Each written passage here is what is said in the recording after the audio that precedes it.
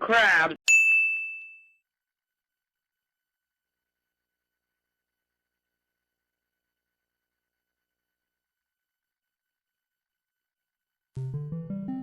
Ever since Kingdom Hearts came out, I could remember friends talking about the game in passing, and every time it always sounded like this weird thing I could never really picture in my head, especially since nobody ever really described it. I only ever really heard, "I hate the Pirates of the Caribbean level!"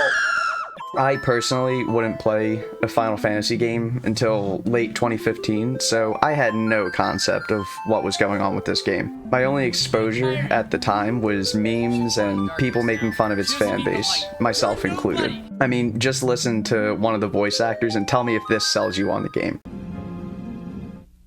Riku is a sexy guy.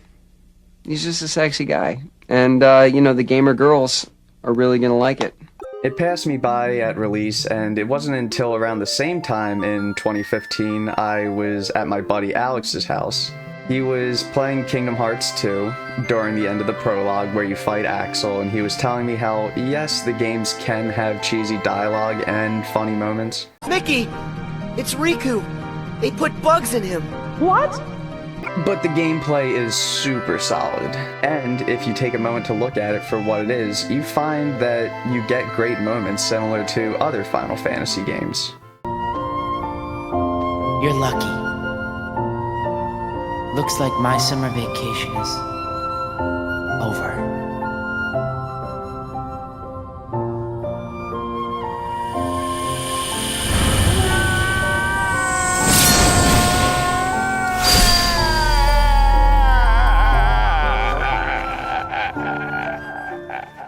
That moment alone was enough to change me from a hater to a skeptic.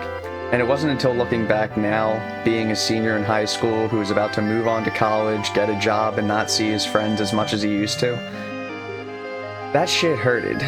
But that's Kingdom Hearts 2, so why did it take me so long to finally get around to it? I honestly don't have an answer, other than maybe constant recommendations from my friends, and I personally steer away from things when they're constantly hyped up. I made a deal with Alex early this year when it went on sale. I would finally get the collection on PC, and a week later it went on sale almost as if it was destiny. Islands. Man, I'm funny. Alex is such a big fan of the series, he wanted to watch me play it and maybe help out here and there if I needed a living game facts or just point out the cool stuff. And this added to my playthrough in a fun way, but more on that later. Let's talk about the game and how I went from a hater to a fan. Disclaimer, video quality might be bad on my part at times due to bad bit rates when streaming. Thank you Kingdom Hearts for teaching me about bit rates.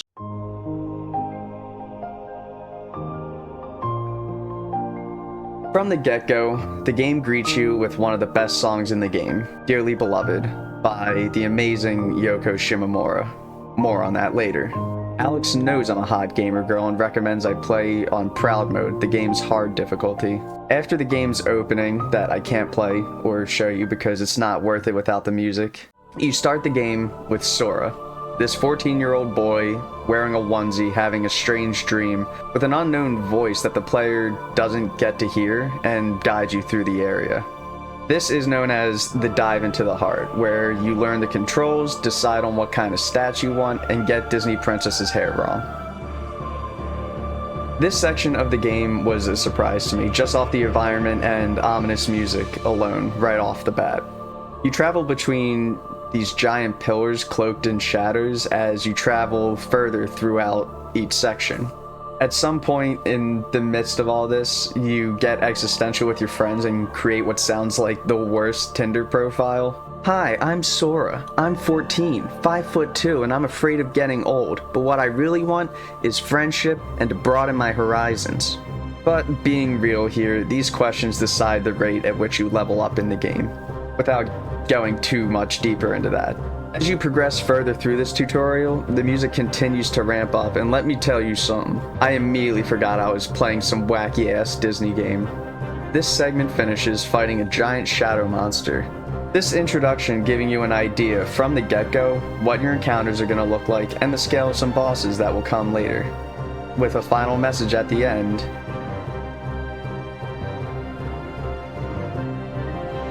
and dying, like a lot.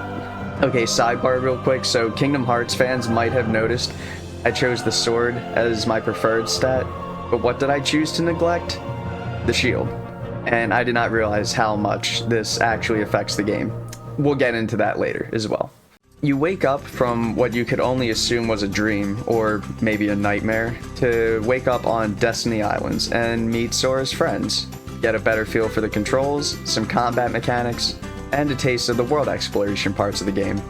You know, the things you should expect for the rest of the game, like smashing things with your gamer butt. Still present when I played it on PS4, so I know it's still in the game. Oh, I think I got it. Yeah! Yeah, Let's fucking yeah. go! It just fucking smashes it. It's like, I oh love fuck, shit what do we like do? Just break the rock! And wasting items on fights that don't matter. If you let him. This should help. You use the potion on Destiny Islands? No! He's gonna murder him. You don't understand. This is a no death run. Oh! Fucking use the potion on a Destiny Islands fight? Like, how did he fucking beat my ass? All this so Sora and his friends, Kairi and Riku, can leave this bumblefuck island and go adventure and see the world. Almost like Whiplash, we see Donald and Goofy at this time who are looking for Mickey, who mysteriously went missing investigating worlds suddenly disappearing. If you count missing as just leaving and telling nobody where you went. I don't know. Maybe he got lost or something, doesn't really matter. He gives them instructions in a letter to find and follow the one who holds the key. And during this scene, I also learned that Goofy's wife is canonically dead. What the fuck? And if Goofy had a bitch on his hip, she'd be part of the royal family too. But his wife is actually canonically dead, so that's really fucked up for me to say. That's Oh my God. really. We come back to Sora as the islands have a storm rolling in. Sora leaves his home and, just like Mickey, decides to not bother telling his mom, and that's the last we see or hear mention of her, man. What the fuck, dude? Sora must hate his mom or something. Fucking mom, my raft away from you is getting wrecked. We're gonna survive off one sea leg. You lose your best friend Riku, who is kind of a prick, especially later on in the game, but he is your rival. And another sidebar, I'm usually a sucker for white-haired anime characters, if you couldn't tell. Yeah, I mean, just take a look at all my favorites.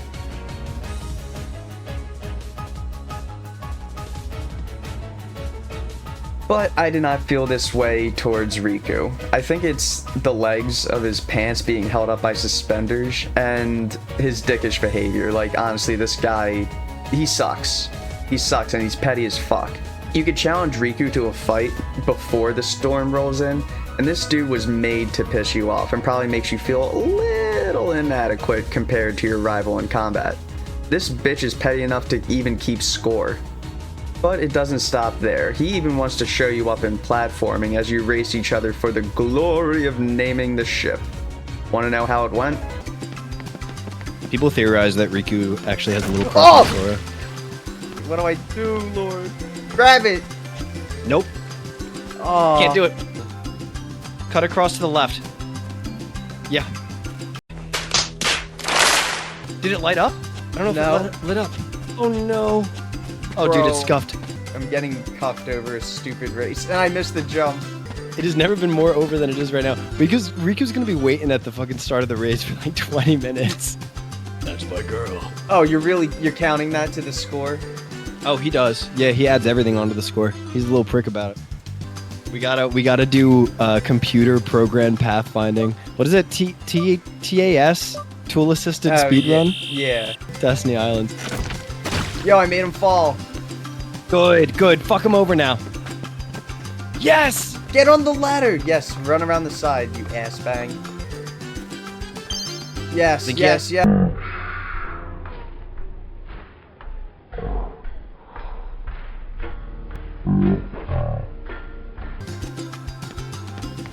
There we go, come on.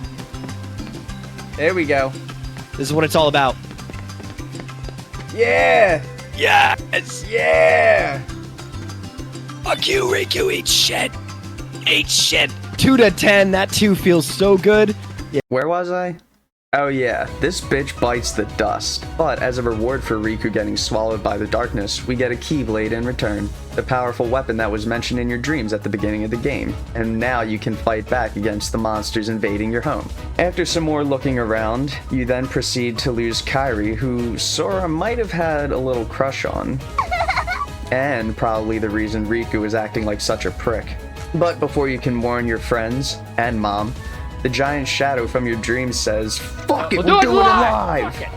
And unlike the fights in your dreams, your attacks actually hurt thanks to your new Keyblade. Fucking thing sucks! You win this time, but it doesn't matter because Sora's whole home just gets destroyed. Sorry, Ma.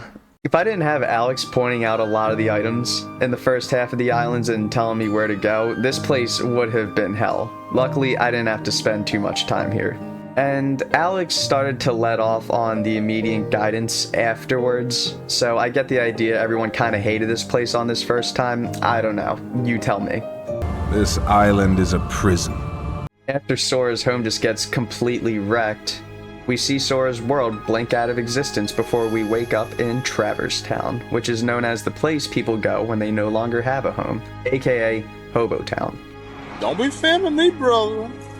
You got your rapist homo thug black balls over there. What the hell are you talking about? Which is sad as hell, but everyone here seems to be fine with it. In this town, we meet Squall and Yuffie, who explain everything that just happened in Sora's world and the significance of the Keyblade. The weapon chose Sora to slay the Heartless, those shadowy monsters that attacked his home, which are those without a heart. Not literally, but more like a Hollow in Dark Souls if I were to compare it to anything else. Your heart may as well be a soul, but maybe with a bit more willpower or resolve thrown in there. Or faith. There are cutscenes where they tell you to believe in the light, I think.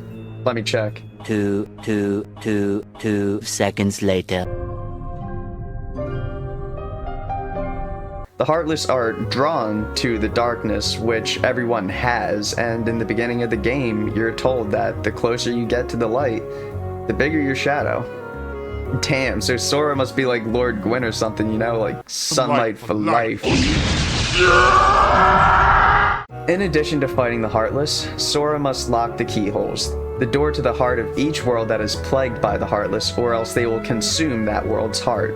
That exact thing is what happened to Sora's world, and that's no good. Eventually you meet Donald and Goofy, having them finally join your party, seeing as all of you are looking for your friends, and Sora holds the key, like in Mickey's message. So far, the plot isn't confusing, a little simple actually, but good enough reason to be on this weird-ass adventure. And nothing too complicated for how I hear the series gets with later games, but I wasn't getting into this game entirely for its story. More on that later. If you're paying attention, you'll probably have a good idea of how the game is going to end, but that's just some not-so-subtle foreshadowing, even with the game trying to be mysterious about some characters. Especially this creepy guy in the cave that I forgot to mention. He wasn't the Titanic guy at all, Alex. Who the fuck is this dude? I mean, that's Tom Hanks. There's definite differences. It's Tom Hanks coming to diddle you in the cave. Stop freaking me out. What? Shithead husband from Titanic. From another world. The rich guy. I didn't know Titanic was a Disney property. It isn't. They just got this guy somehow. You'll Yeah, he's the Titanic guy. And yes, I did believe this at the moment. This game was so absurd, I was ready to believe anything, and Alex is a good gaslighter. Okay, so real quick, it is the Titanic guy's actor, Billy Zane, but not literally the character. Just to get that out of the way. Now, where was I? Oh yeah, Disneyland. We see a council of villains from the Disney worlds we're going to be visiting throughout the game, led by Maleficent. They plan to use the Heartless to take over their respective worlds and give us shit throughout the adventure since they know Sora's Keyblade is trouble for them. And if you've seen the movies, you know who they are. A minor spoiler for the adventure ahead, but come on, who doesn't recognize these characters nowadays? We then get our Gummy Ship, the means of travel between all the connected worlds, which has an admittedly fun shipbuilder where I built 3 variations of a crab, each version being more cursed than the last. We started off with the SS Crab, then upgraded to Crusterfug, and finally the Kitch and Sink, or the Crustist Fug, as I like to call it. And put it directly on the front of your cockpit so that you fucking poke all the things in the eyeball. With the gummy ship, you travel between worlds and you get to play a serviceable Star Fox-like space minigame.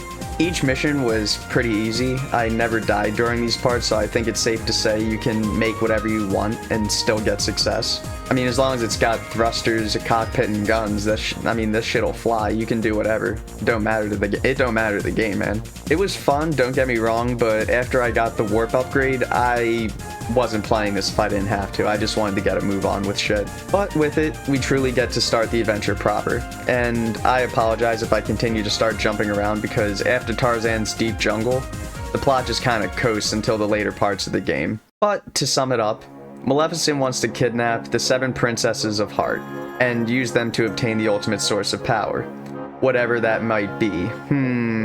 Sure, there is some character growth between Sora and friends here and there, but it's mostly Riku getting gaslit by Maleficent with a simple light versus dark motif, and Riku only becomes more of a prick as the game goes on. Yeah, that bitch didn't bite the dust after all. I mean, it's a Disney game, what did you expect? Well, you know, this is probably an outtake, but I just remembered. Tarzan doesn't show up in the later games, so I'm pretty sure you actually just kill Clayton. That might be canon. I don't know. Kingdom Hearts fans, let me know. As I mentioned, the adventure takes place across a variety of Disney worlds, consisting of the Disney Renaissance era, such as Alice in Wonderland, Hercules' Olympus Coliseum, Tarzan's Deep Jungle, Aladdin's Agrabah, Pinocchio's Monstro, the giant whale, which was a curveball, especially since I didn't see it at that Council of Villains thing I was talking about earlier. Little Mermaid's Atlantica, Nightmare Before Christmas's Halloween Town, Peter Pan's Neverland, Hollow Bastion, an original world for this game, and Winnie the Pooh's 100 Acre Woods. Why do you look like that Chinese ruler? You bear a striking resemblance to a certain political leader. What's crazy is that, like, Sora could just rip out all the pages of this thing and just fucking destroy Pooh's entire world. He could just put an end to this entire place. I don't think Pooh knows who he's fucking with right now. Oh my god, dude, when Sora just had that, when Sora had that look on his face and you said he could just end everything. Oh, fuck, dude. Which I decided to mention last, to tell you that my brother fell asleep while I was playing off stream, and this place haunted his dreams. Let me explain real quick. He had a dream that Sora had to rip out the eyes of the Heartless and peel their face off to kill them. Each one, all while listening to Winnie the Pooh's jingle you're hearing now. I just thought that was a funny story worth mentioning. Within each world, you'll get an abridged-style retelling of that world's story, but if it had been written with Sora, Donald, and Goofy in there with the context of Kingdom Hearts behind it. For example, Agrabah, the Aladdin world, doesn't tell you much about the characters, but you still get the idea that Aladdin wants to rescue Jasmine and stop Jafar from attaining the genie's lamp. But he gets it anyway, and then you beat the shit out of Iago to trap Jafar in the lamp. Wait, that wasn't in the movie. Sorry, but my contract says... I know! You think I don't know? I wrote the contract! If you're a fan of any of these movies, you know what to expect, and don't get much out of it, admittedly. You're mostly just helping these worlds as you continue your search for your friends and seal the keyhole because you might as well, you're here anyway. It just felt more coincidental. And you know, most of the worlds could be summed up like this. Arrive in world, get a shallower telling of the Disney plot, beat boss, seal keyhole, get new map for your gummy, and go to the next world. Rinse and repeat. Which, on one hand, makes them lack much importance outside of some minor plot threads here and there, but on the other hand, I feel helps Kingdom Hearts stand on its own 2 feet in terms of identity, because after all, it's Sora's story, and finding your friends is the real end goal here. Now, I don't want to put them down too much. Each world does feel unique, and not just in presentation and design, but in some gimmicks too. Wonderland has puzzles and secrets from the first visit all the way to late game when you have more spells and abilities to access more areas of it. Olympus was a favorite just for the battles with Final Fantasy characters, but sadly is just the arena fights and doesn't have anything to explore or fight outside of it. The Mystery Cup. What the fuck? Oh, no. I could take him. I could take him. Real quick, I just realized you guys have not been able to be heard this whole time. Oops. There my we friends are here to play go. Kingdom Hearts. That was real funny, So guys. freaking excited. Yeah, see ya. Bye. Deep Jungle has vine swinging and a tree sliding minigame. And to sidebar on this real quick, I've heard a decent amount of people stop playing the game once they reach Deep Jungle. Maybe the game just didn't grab them. Maybe it was because of the punishing vine swinging if you fall. I personally didn't think it was that bad, but if it really is that evil, then I deserve a veteran's discount for going through that shit. Agrabah has the Cave of Wonders and secret boss Kurt Zisa. Monstro has a maze of rooms that connect as part of the whale's body and more spacious platforming to put emphasis on the high jump that you get here.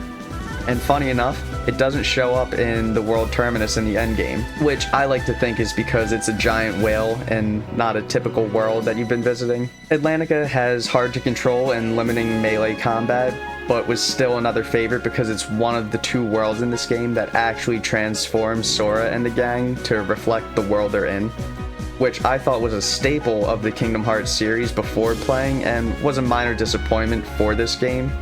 But I also liked being able to freely explore with the swimming, and I got my favorite weapon, the Crab Claw. No bias whatsoever. Another favorite was Halloween Town. Wanna guess why?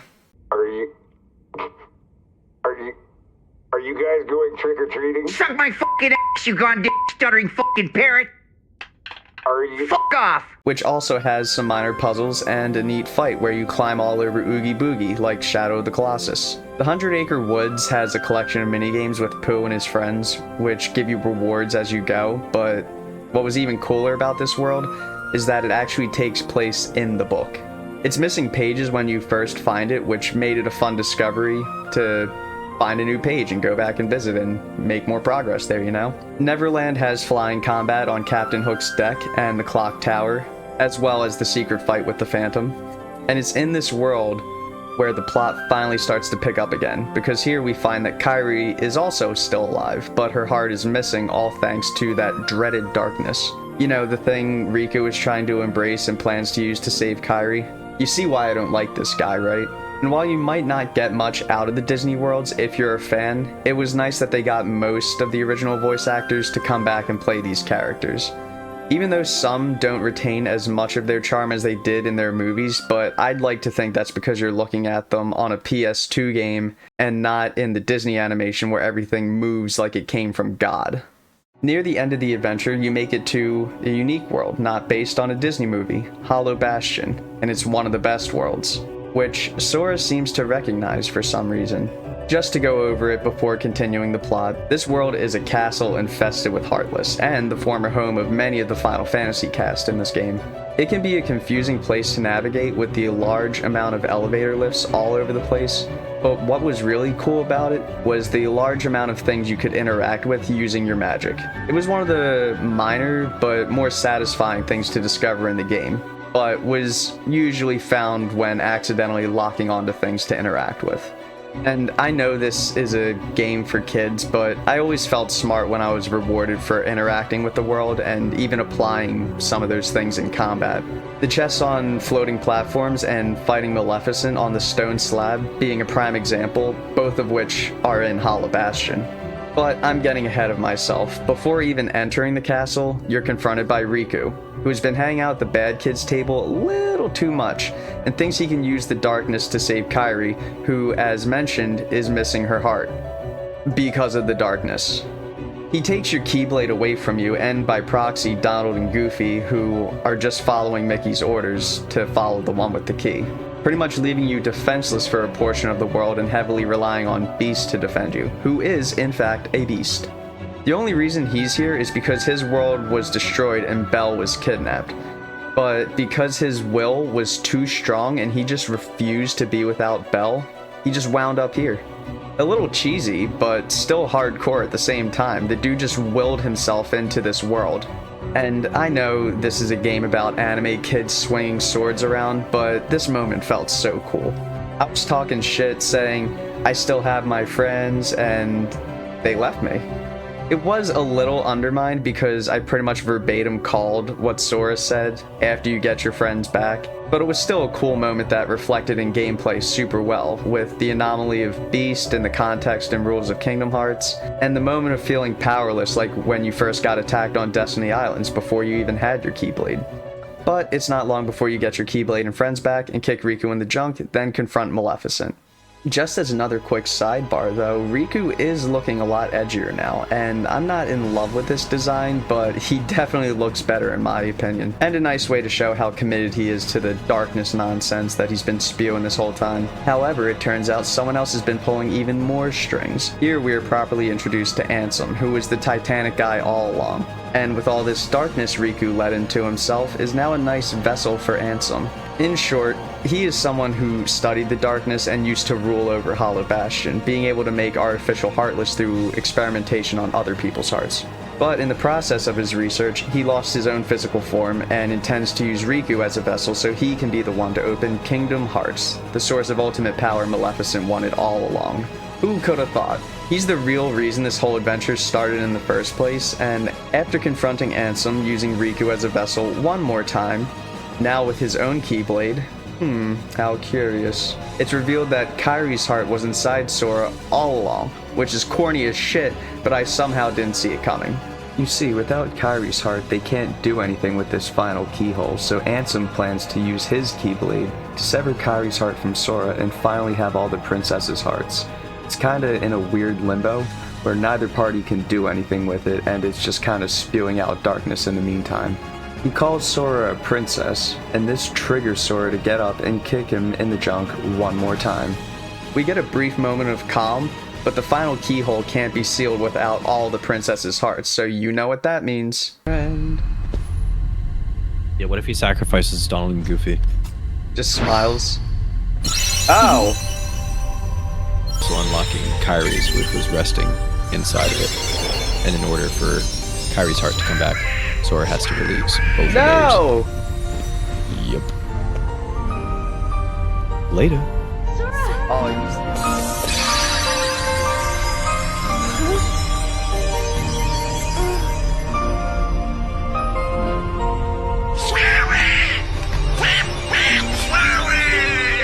And that son of a bitch owed me money. Yep.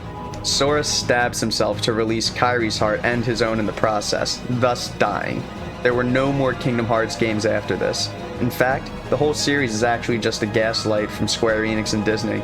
Look, he even explodes like Mega Man. With no one in the way now, Ansem returns with a physical form after completely taking over Riku's body. Riku realizes Ansem needs Kairi and now decides this might be a bad idea, and stops Ansem long enough for the gang to escape. But as it turns out, as a result of losing his own heart, Sora becomes a Heartless, which was another highlight of this world, and now makes me realize why the hell wasn't Kairi a Heartless? It's a short-lived moment, but it just felt so weird and wrong at the same time. You've been killing these monsters that you've been told have no free will or control over themselves, they only want your heart. But here, we see it isn't always the case. Just to take a quick detour, you get these notes from Ansem's journal throughout the adventure, and there was one that mentioned a Heartless that just kinda roamed the castle of Hollow Bastion, as if it was looking for something, not just a heart, but something more special to it. And that journal entry kinda made me think about this moment specifically. Maybe this is why Sora knew this place upon first arrival. Maybe there are other Heartless out there that can think for themselves. Shit, Ansem might even be one. He has the symbol on his chest, but Alex never gave me a straight answer on this. Probably not to spoil later games, but I'm gonna say yes because why else would he have needed Riku? I wasn't expecting this game to make me start thinking and questioning the things it's been telling me so far. Like, if Sora was the Heartless in Ansem's journal, how could it just be happening now? And not to say it's that deep, especially since it never gave an answer, but I hope you get what I mean. Eventually you find your friends, and Kairi hugs Sora and returns him to normal. Because much like Beast with Belle, Sora and Kairi cared about each other enough that they kinda refused to be without each other. Which I think is a fair sign that she's into you, dog. Shoot your shot. Oh yeah. Promise? He's such an asshole. Promise. My man. And now that we've saved Kyrie and all the other princesses are returned to normal, the final keyhole is finished and now has darkness pouring out of it, and Heartless are just running wild everywhere. We go back to Hollow Bastion not only to help Beast find Belle, which isn't necessary, but you're a monster if you don't, but to seal that final keyhole and end the game. Right? Wrong! Alright, so after sealing the last keyhole, we find out there is a new world made entirely of darkness coming to consume everything. With one final upgrade to the gummy ship, I set off to the end of the world. I like to think this is what happens when a world loses its heart, but I think it's actually just a large collection of darkness Ansem used to create a world that swallows other worlds, almost like Galactus or Ego, the living planet. The whole goal of Ansem is there's all these worlds that lie in the realm of light, and then there's the realm of darkness, which you're currently presiding in right now. So his goal is to essentially infest every world in the realm of light with so much darkness that it drags it to the other side. This place is like a bottomless void, especially upon first glance, where all that's left here is the remnants of all the worlds you visited throughout the adventure, but you even get to see bits of ones that you haven't, because it was already swallowed. This world was another highlight for me because despite being a game meant for kids, this place was triggering one of my phobias that I didn't know the name of until this video. Kinophobia, the fear of empty spaces and voids. I get the same feeling if I'm playing something with deep water or just really anything void-like that starts to mess with my depth perception. The game Subnautica or The Four Kings from Dark Souls, just to give some examples. Again, it's a kid's game, and it makes me anxious as shit just walking around here. Another cool part of this world is that sometimes your summons won't be available, implying that your friends can't find you out in this abyss. A cool bit of the world that reflects in gameplay, like I mentioned in Hollow Bastion. You fight your way to the World Terminus, which is a gauntlet of encounters in each world you visited throughout the adventure. And at the end of it, my favorite boss fight, Chernobog. Uh-oh, we forgot to use a tent before this. Let's see what happens. No, I don't want to get punished, dude. I'm just fighting Satan. Do you know who this is, Nick? No. I recognize the music, but I've never seen Fantasia. Man? That's bullshit. This is, in Fantasia, there's a section of it that's Night on Bald Mountain, which is what the song is. And it's probably the sickest fucking animation in the world of just this guy waking up once a year on top of his mountain, and he just, like, at 3 a.m. in the dead of night, I don't think it's working. releases just, like, a bunch of harpies and demons and shit upon this fucking Scandinavian village. And it's so fucking cool. It used to scare the shit out of me when I was a kid. And all this fucking smoke shoots out. It's so... Oh my god. Yeah, bro, heal yourself, bro. Yeah. Yeah, we got right behind your head. Apparently Chernobog is literally just a made-up entity. Yeah, exactly, Nick. That's literally what this section is like trying to test you on. Oh, fuck. I was familiar with the music that plays in this fight, but had no idea where it came from. And let me tell you, descending down toward that mountain, as the orchestra's kicking in, my hair was standing up, I was getting goosebumps, and you watched this demon emerge from his slumber. This right here is the kind of magic you play Kingdom Hearts for. This was a fight that kicked my ass so many times. His health bar is one of the biggest in the game, and his attacks are massive, with big claw swipes, fire breath, fireballs, and the worst, the fire pillar. I may have been under-leveled at this point, and my glass cannon build was not helping the situation. I had to change up my approach and whole build like it was some Elden Ring boss fight. And I found this cool bit of tech where you land on parts of his body and use your special moves to get invincibility frames from this annoying fire pillar, which is only the worst because the lower he gets on health, the bigger he starts to make it, giving you a false sense of safety when he decides to do it. But after locking in and a few more attempts, I managed to defeat the demon. Leveling, like you have to get it later on in leveling, because if you did a magic build, you would have gotten Leaf Racer at like level 40 something, but because you're doing a strength build, I don't think you get Leaf Racer until like level 70 something. Oh my god!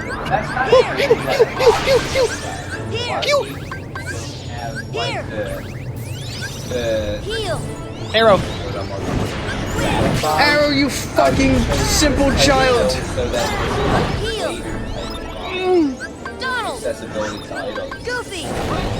It's yeah, Kingdom Hearts 1 is pretty cool with that. Although the only thing is that move or that ability is like essential. Oh my god, he's just playing keep away now, this fucking prick. That move is essential. Come on, get in there! You unlock it so late for strength builds. It's insane. Got Come on, you bitch! Come on! Yes! Yes! Yes! Yes! Get fucked, you fucking demon from hell! Fuck yourself in the face! And we find ourselves at the final door to confront Ansem once and for all. Right after I grind up to level 100 and take on the rest of the game's optional challenges. Sorry, Riku, but Sephiroth must die. This is where we ended the last stream. Oh, I see that save file. Oh my god. There we go, we almost got him. One more. Got him, yeah. Can't blame him, these are the first people we got after Get dutied on, baby. lost everyone. After wrapping up my loose ends, I confronted Ansem with the Crab Claw, given my current overpowered state, and I just really like the Crab Claw. Despite being overleveled for this fight, it was still a blast. You fight him with your party, and then a head-to-head confrontation where it's just Sora, Ansem, and this cum guardian he puts between them. After beating his goon guardian, he's not done yet as Ansem pulls you into a dark, endless void, taking away your friends and leaving you solo for the fight against Ansem's new form, chock full of that Final Fantasy enemy design, and a shirtless Ansem fused with it. I like to think this is Ansem fused with his gummy ship or something, because what else does this xenomorph-looking spaceship thing supposed to be? We rescue our friends from a dark void and dismantle Ansem and his gummy ship form, who just lost the spirit to fight by the end of it. You must die. Logan does not care. He's just... You both don't care. Dude, what the fuck? I'm goofy now. Would I? Nope, it seems like nobody wanted to be a part of this boss fight anymore. Literally just staring at the fucking blob. Ew, I don't like the way it jiggles. In an act of desperation, Ansem opens Kingdom Hearts, the source of all hearts and unlimited darkness. But then we learn the truth. The message from the beginning of the game comes full circle. You're wrong. Boy really thinks that Kingdom Hearts is darkness. Without a doubt. Kingdom Hearts is light. Yeah, that's Boy really right. think. March to your paradigm. Are they really gonna kill him like a vampire? Yeah, they open up Kingdom Hearts on his ass and floods him with the fucking light of the heavens. Sora and gang try to seal the door and stop the Heartless from coming through, however, it needs to be closed from both sides. We then find Riku and Mickey on the other side of the door, telling us things will be alright and we'll see them again, locking Riku and Mickey behind the door, and Sora and Kairi say a brief goodbye before they're separated, with Sora telling Kairi he'll come back for her. With the door sealed, all the hearts that were stolen, as well as the worlds that disappeared, return, and the connection between worlds is severed, leaving Sora separated from his friends and his own world. After the credits, we find Sora and gang in what we can only assume to be the Disney World, since Donald and Goof are back in their normal outfits, and Pluto is there too, with a lead on where Riku and Mickey might be setting up for the next adventure. Everything wrapped up nicely here, but it felt bittersweet. You succeeded in saving the universe, but lost your friends again in the process, now even further from each other than before. Jesus Christ, I wasn't expecting to type up 20 pages on just the plot, but it is an RPG. But with all that out of the way, it's time to get into that gameplay.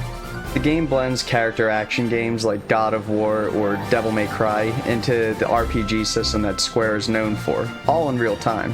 You start off with just your melee attacks and items, but it doesn't take long to get magic and summons as well. Summons is where I thought more Final Fantasy characters like Ifrit, Bahamut, or Ramu would be brought over, but no, instead we get summons like Simba, Genie, Mushu, Dumbo, Bambi, and my favorite, Tinkerbell. I wish I liked more of these summons and used them more frequently, but you're most likely going to be summoning Bambi or Tinkerbell once you get them. Bambi can help replenish your magic meter and give items, while Tink, yeah, I call her Tink, she's my girl, provides constant healing for the whole party and is the only summon to not make the rest of the party disappear while they're summoned. And she won't disappear until you've been KO'd, where she provides a revive. I'm serious, if you're having trouble with the fight, summon her and watch the challenge go out the window. This is assuming you can summon her like I mentioned in the end of the world.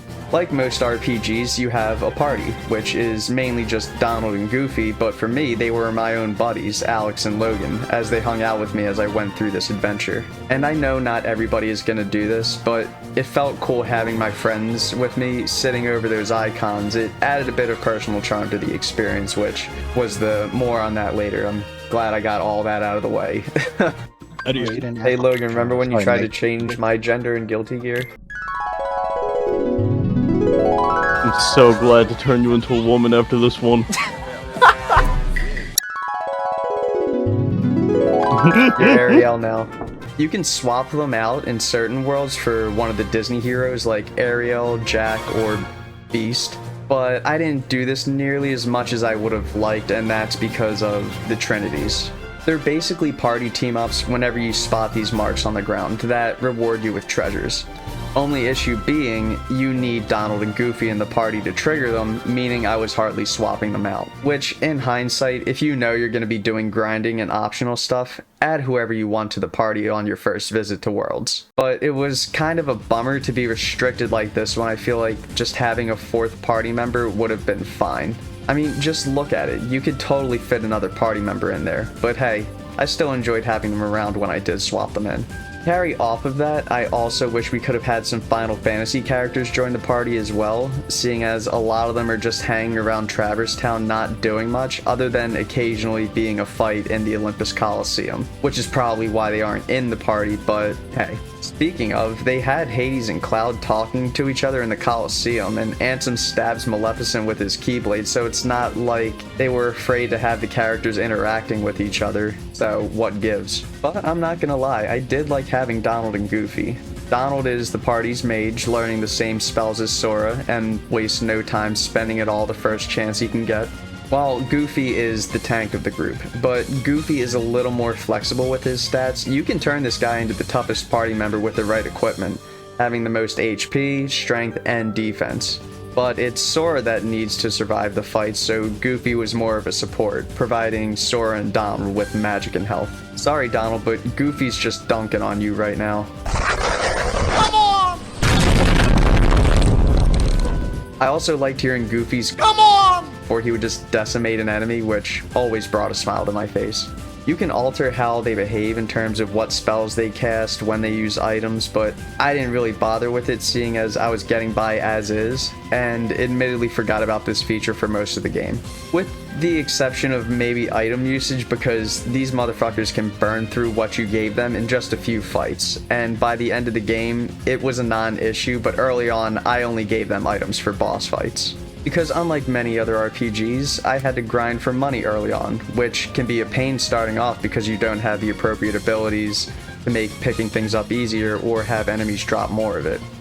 Speaking of abilities, Sora is like a jack of all trades, being able to do everything everyone else can, sometimes even better.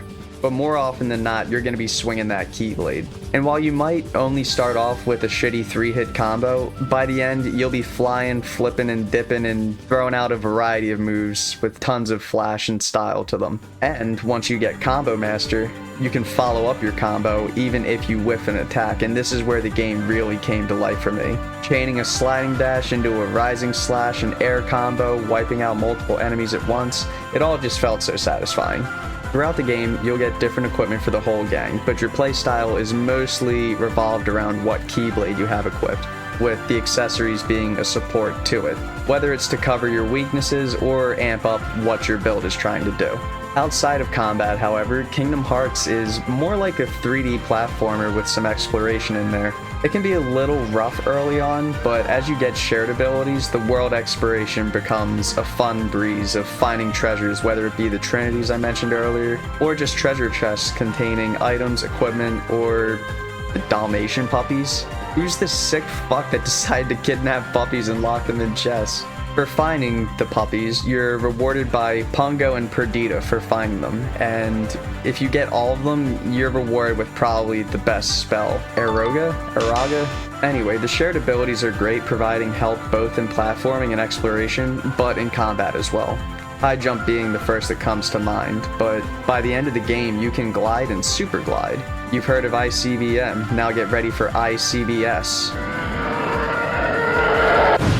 The gameplay is solid and only got more fun with each world I visited, making that push past deep jungle even better and more satisfying. Pivoting over to the game's presentation, this part is hit or miss. Graphics are great and the game runs at a constant 60 FPS. The characters and worlds themselves look great, but some cutscenes can look great with good lip syncing and animation, or it can be very stiff and jarring when a character's PNG face changes expressions in a single frame, or just totally stupid looking. But by far my favorite part of this game, the reason I even bothered to play this game in the first place, the music.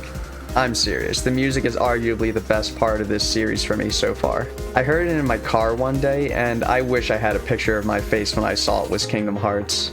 Made by Yoko Shimomura, my introduction to her work was actually Kingdom Hearts 2. And let me tell you, her work is so good, it made me want to play the games just to get the context of why this series about beating things with a giant key had such a banger soundtrack behind it. It's as if you blended a Final Fantasy soundtrack and added the whimsy and charm of the Disney movies, or vice versa if it was a rendition of an existing Disney song. The music helps those epic moments stand out and make you completely forget you're playing the most schizophrenic crossover game back in 2002. Are they all bangers? Maybe. I know music is suggestive and all that, but it really carried a lot of this game in terms of its presentation and immersion. With the exception of the 100 Acre Woods, because that shit might haunt your dreams apparently. Peel their face off. The whole game's soundtrack felt appropriate, both the exploration and combat portions, and it hit me at so many moments. Here's a prime example. Let's get Simba out here. Let's see our first summon. Yeah. Ooh! Oh, there should be a shit. Probably. I don't think you could hear them, they're like silent. They know how to make the Lion King look badass. Even if you don't care about anything I just spent the past hour or whatever talking about, at the very least, check out the soundtrack. This shit is so good, they used it for the Olympics. I was genuinely surprised with how the game pulled me in with its charm, and I'm not even that big of a Final Fantasy or Disney fan. I mean, maybe Final Fantasy now, but I could toss the Disney shit over my shoulder, you know?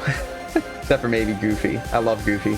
It rewarded me for every task I had done or moment of curiosity where I went off the beaten path, and it never felt like I was wasting my time doing any of it. I got the summons, I got the trinities, all the synthesis items, found the Dalmatian puppies, grinded to level 100, fought all the secret bosses, and not because I had to, but because I wanted to. I neglected to mention that at the start of this, I was trying to look at this game as if I was playing it when I was a kid.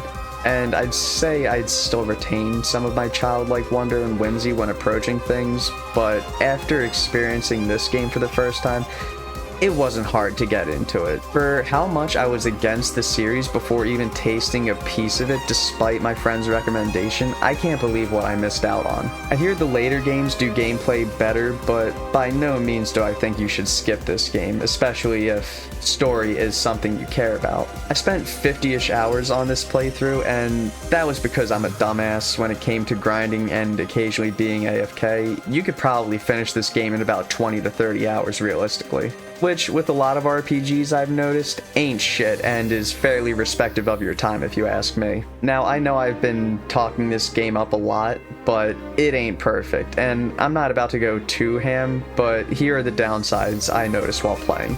The story itself is simple, and combat isn't nearly as engaging as later titles or shit other character action games. Admittedly, the combat did start to get mindless once I went back to grind to be able to actually fight those secret bosses, and yeah, who'd have thought grinding to level 100 would trivialize normal encounters? But it does its job well enough. There were those moments that I had to look up guides for items I needed in the synthesis shop, because there are a lot of them, praying I got the encounter I needed when I found the area that they spawned in, trying not to fuck up the process of getting said item once I got the encounter, the Sniper Wilds in Traverse Town, the Big Fish in Neverland, and Neo Shadows being the worst offenders, and that's just 3 of them. Now imagine adding like 20 more items. Some you'll get an abundance of, no problem, but the rare ones? I'm sorry, I need to crash out here for a second. Sniper Wilds, these have to be the worst. So their whole gimmick is that after you defeat one, an additional one spawns in immediately after, until there's 3 of them, and then back to 1. You have to complete 1 cycle of killing all 3 before you get a chance at the drop. So what's the catch? If one of them spot you and you don't kill it fast enough, it'll call for backup, where you get swarmed by unrelenting sniper fire and lose your chance at getting the drop, and you have to leave the area and do it all over again. So with 3 of these bastards hopping around, it's a stressful game of picking them off and hoping to God they stay oblivious enough to not get spotted. And not only does the game ask for many of these, but it asks for it multiple times. Now that that's out of my system, The Last Defender grinding, which is in every RPG, so I can give it a pass, and it doesn't take very long once you're able to consistently take down the Final Fantasy characters in the Coliseum. With all that being said, Kingdom Hearts isn't a perfect game. Shit, it's not even the best in the series according to fans, and I don't know if it's something I'd like to go back and revisit soon, but it was good enough to change my mind about the series and want to see more, and if that's not good enough, I don't know what is. But for 2002, it's easy to see why so many people fell in love with it, and I think I did too. Thank you for watching my video, and I'll catch y'all in the next one, whenever that might be. Take care.